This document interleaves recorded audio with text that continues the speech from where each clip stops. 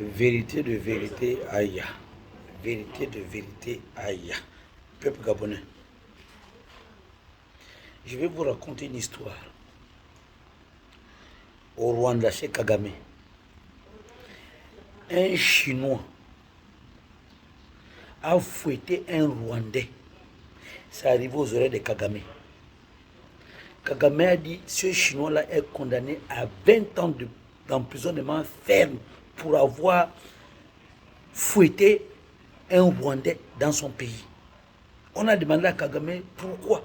Et il dit, s'il a frappé un Rwandais illégalement dans son pays, c'est qu'en réalité, ce Chinois a frappé tous les Rwandais.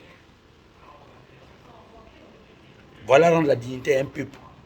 Donc je viens poliment et gentiment m'adresser au président Brice Clotaire Oligui.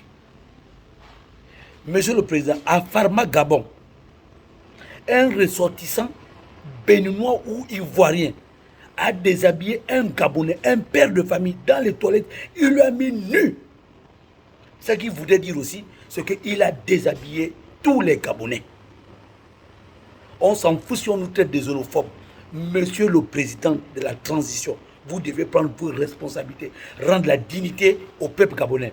Et où je vous parle là, ce Gabonais qui a été déshabillé par ce sujet expatrié, ce matin, il a reçu comment on appelle ça, un papier de licenciement abusif. Est-ce que c'est normal? Comment se fait-il que nos frères qui sont venus d'ailleurs, nous les accueillons très bien? Ils viennent nous marginaliser, nous traiter comme des esclaves dans notre pays. Donc, cette vidéo doit arriver à la table du président de la République, ou soit aux collaborateurs du président de la République. L'air dit qu'en ce moment où nous parlons là, le père de famille qui a été déshabillé à Pharma Gabon, humilié, c'est qu'on a humilié le peuple gabonais, on a humilié tous les hommes gabonais. Par cet expatrié-là. Et ce matin, il a licencié ce père de famille-là, sans préavis, sans rien. Il a demandé de signer une lettre de licenciement. Dieu merci que ce Gabonais a refusé de licencier, au moment que ce dernier a porté plainte à cette autorité-là, à ce ressortissant-là, à ce responsable-là.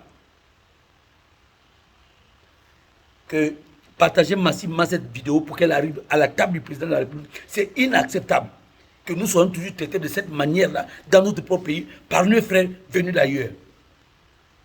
Toi qui regardes cette vidéo-là, rassure-toi que si on a déshabillé ton frère, c'est que toi tu as été déshabillé aussi par cet expatrié-là dans les toilettes.